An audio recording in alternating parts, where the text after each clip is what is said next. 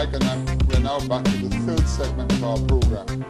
When we left off, Mr. Seria was highlighting the positive signs of the direction of our banana industry. Now, I'm not saying bananas are the only industry we have to focus upon, but I have said time and time again that when our farmers have been living with an industry for over 40 years and have made money on it, 60. and today the market is there, there is no reason why we should not refocus our attention, because there are not too many areas we can compete upon. And let me say something to St. Lucia. The world is changing rapidly. Rapidly in the sense that technology is moving at such a rate that unemployment is facing us all. And there's nothing we can do about it. But one thing I can say, the population of the world is increasing and people have to eat. Bananas is a product, it's a food, it is needed. It is one of the best value foods in the world, believe it or not. And with the geopolitics that's taking place in the world, we are in a good position. We're hearing it loud and clear. There's a shortfall of 600,000 tons of bananas today in France alone. Martinique is next door. Kajima Lines is next door. It can come over here in an hour and a half to pick up our bananas. Let us get serious, St. Lucia. I'm talking to the farmers. Please listen. You don't want to be cutting grass on the side of the road. You need to plant bananas, earn yourself a living, buy yourself a van, get a small home, and you can go to the bank with such an industry and get a loan. You cannot get a loan from cutting grass. You cannot get a loan as a proud or step worker. It is not sustainable. Food is sustainable. We have to eat every day of our lives. We need money every day. You cannot keep coming to a government. The government does not have the money. I've said time and time again that the work of a government is to create an environment for the business community. Let me explain something to St. Lucia. If I want to go out and make a shipment of food for the supermarket, I have to pay X dollars for the food. I have to factor in the cost. I have to put a profit margin. At the end of the day, if there's a profit, government takes 33%, which is for income tax, which is normal. A government needs money to run a country. They need taxes.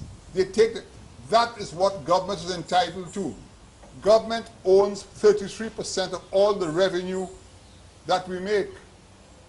Government has no right in getting involved in employing people to go and do unnecessary things. The 33% has to go to run our hospitals, to run our schools. There's a tax on petrol to repair our roads. We cannot be taking money from one industry to another and playing games. It doesn't work. We have seen it. St. Lucia is wrong at the rock bottom today. We have to save St. Lucia. St. Lucia, we have to save. And these are one of the ways it has to be done. And what greater opportunity we have today. There is Europe telling you, we want your bananas. You grow the best bananas. Statistics show today that every Frenchman eats 8.5 kilos of bananas per year. An Englishman eats 10 kilos. And the balance of Europe uses 7 kilos. They are dying for the fruit. We have it here. We have the land. I spoke to the French people.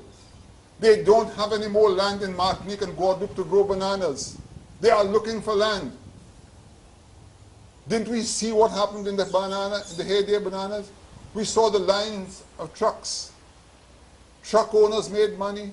Drivers made money. Vendors made money. They built homes. We can start it again. So please, let us put our heads together and head in the right direction. Now, that having been said, there are other areas that we need to focus upon. Our education. Prior to the elections, 30 days before the elections, I made a trip to Antigua. And what did I see? The American University of Antigua has 1,500 students on 45 acres of land. If you just go to the supermarkets and the stores, you'll see the activity in Antigua. Because besides the 1,500 students, the parents of those people come down. Their airlift is increased. Their money is being spent. 1,500 apartments in Antigua for the university alone. We had 3 or 4 universities here ranging from 60 to 250 students. Can you imagine St. Lucia if we can bring in a university of that caliber? I've been in touch for the last 48 hours with the directors of and owners of the American University, and hopefully next Friday they will be down in St. Lucia to visit the island, make their different appraisals, and see which part of St. Lucia is most acceptable. In my view, the south of the island, we have tons of flat land. They need flat land. Can you imagine what that will do to St. Lucia? So that is one aspect. The other situation here is Cuba. Our health situation has gone to the pits. We have 2 hospitals that cannot be opened.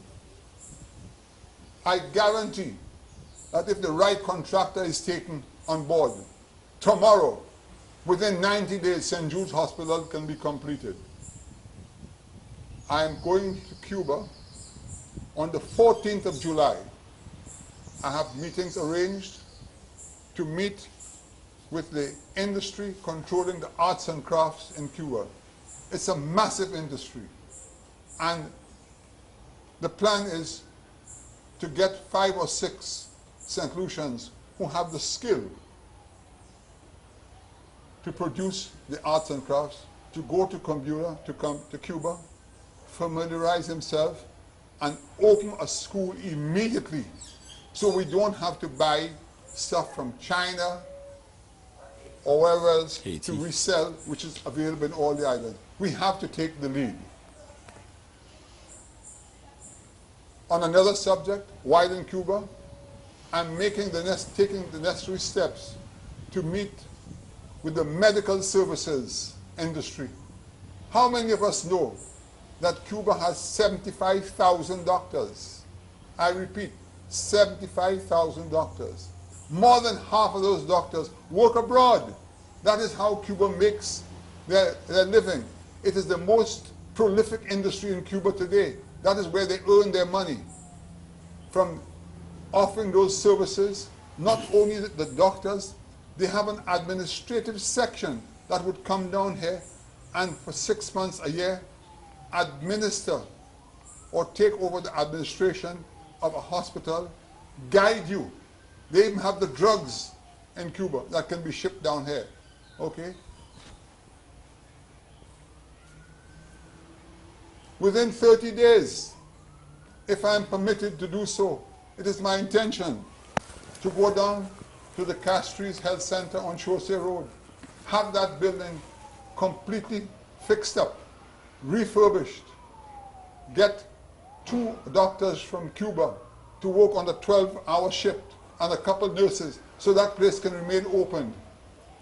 If we don't save St. Lucia now, we are going down and down and down. A nation without health is no nation at all.